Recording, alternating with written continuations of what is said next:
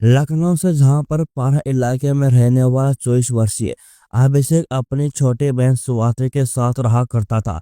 उसकी एक बड़ी बहन नेहा भी थी, जिसकी उसने कुछ सालों पहले शादी करवा दी थी। अभिषेक के माता पिता का पहले ही किसी गंभीर बीमारी की वजह से देहांत हो चुका था, इसलिए पूरे परिवार की जिम्मेदारी अभिषेक के ऊपर ही थी।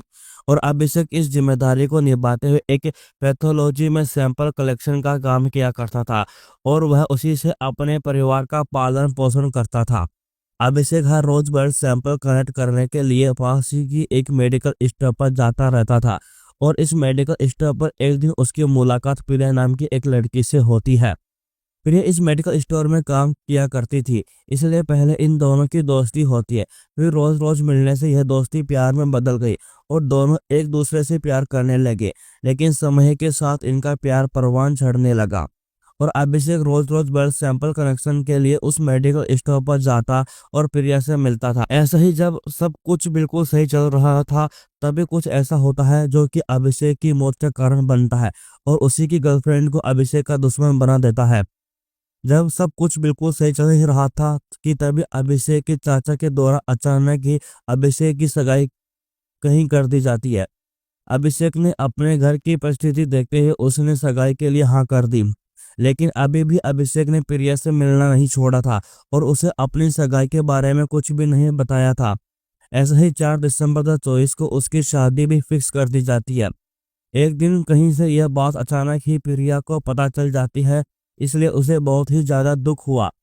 उसने अभिषेक को समझने की बहुत ज्यादा कोशिश की, लेकिन अभिषेक ने उसकी एक भी नहीं सुनी, क्योंकि वह अभिषेक से बहुत ज्यादा प्यार करती थी।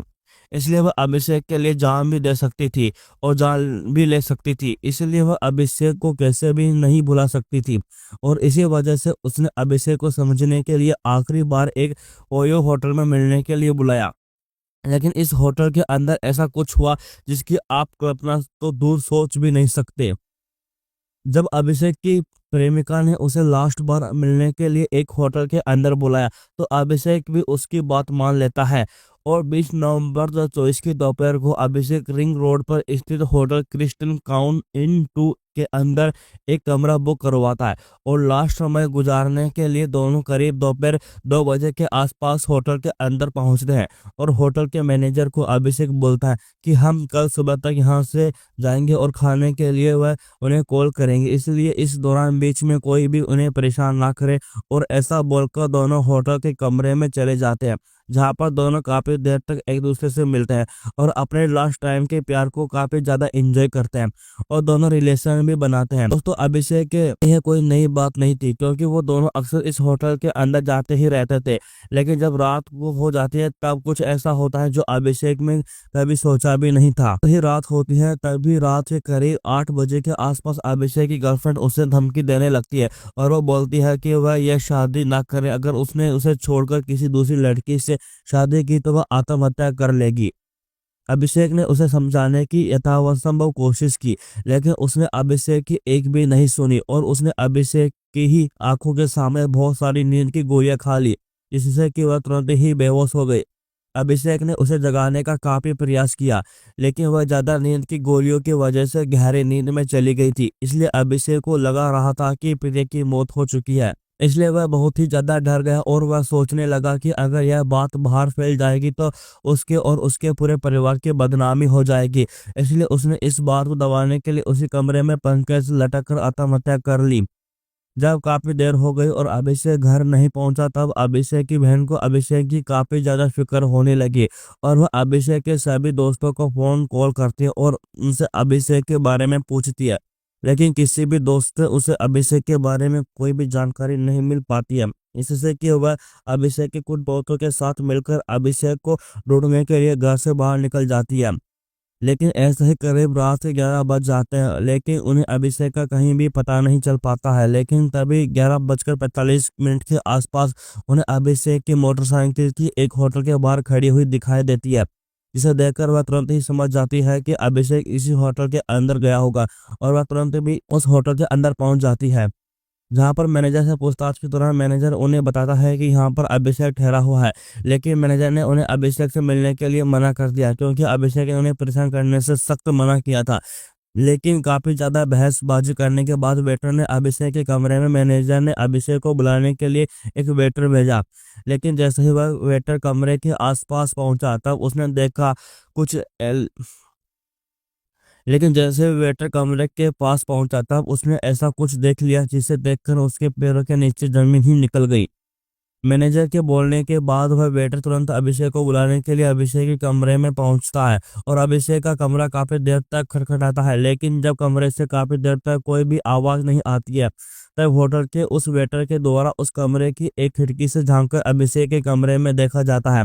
तो वह देखता है कि अभिषेक कमरे में एक पंख से लटका हुआ है और उसके पास ही उसकी गर्लफ्रेंड पड़ी है। यह देखकर वह काफी ज्यादा घबरा जाता है और तुरंत मैनेजर के पास पहुंचता है और वो सारी बातें बताता है, जिससे कि मैनेजर तुरंत ही पुलिस को कॉल करता है और पुलिस सूचना मिलने के बाद तुरंत ही घटना स्थल पर पहुंच जाती है। और जैसे ही पुलिस ने अभिषेक का कमरा खोला तो पुलिस पाती है कि अभिषेक ने सुसाइड कर ली है पंखे से लटक कर और उसके पास ही उसकी गर्लफ्रेंड बेहोश पड़ी है, जिसे पुलिस के द्वारा तुरंत अस्पताल भेज गया है और अभिषेक को फांसी के फंदे अज्ञान नीचे उतार गया। उसकी बॉडी को पोस्टमार्टम के लिए भेज दिया गया और पुलिस इस पूरे केस की छान में लगने लगी। अभिषेक की गर्लफ्रेंड को अस्पताल पहुंचाने के बाद करीब 3 से 4 घंटे के बाद उसे होश आता है और उस समय पुलिस को डॉक्टरों के द्वारा पूछताछ करने पर पता चलता है कि इस लड़की ने बहुत सारी नींद की गोलियां खाकर आत्महत्या करने की कोशिश की थी, लेकिन गोलियों का डोज कम होने की वजह से इसकी जान बच गई है। मैच गहरी नींद में चली गई थी। जब पुलिस ने उस लड़की से पूछताछ की तो उसने पुलिस को बताया कि मेरे और अभिषेक के बीच पिछले 1 से 1.5 साल से रिलेशन है और हम एक दूसरे से प्यार करते हैं, लेकिन अब अभिषेक मुझे छोड़कर किसी दूसरी लड़की से शादी करने के लिए जा रहा था, इसलिए मैं यह बात बर्दाश्त नहीं कर पाई और मैंने अभिषेक को लास्ट बार मिलने के लिए उस होटल में बुलाया, जहां पर मैंने अभिषेक को धमकी दी कि अगर उसने दूसरी लड़की से शादी की तो वह आत्महत्या कर लेगी। लेकिन जब अभिषेक ने मेरी बात नहीं मानी तो मैंने उसी की आंखों के सामने बहुत सारी नींद की गोलियां खा ली और उसके बाद क्या हुआ यह मुझे कुछ भी नहीं पता है। उसके बाद मैं बेहोश हो गई थी और जब मेरी आंख खुली तो मैं इसी अस्पताल में थी। हालांकि दोस्तों, वहीं दूसरी तरफ अभिषेक के घर वालों ने प्रिया पर अभिषेक के मर्डर के आरोप भी लगाए हैं।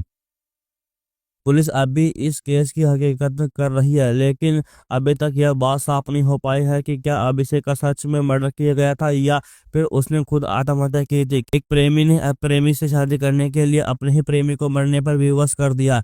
फिर दोस्तों, अगर आपको यह स्टोरी अच्छी लगी हो तो अपने दोस्तों के साथ शेयर जरूर करना।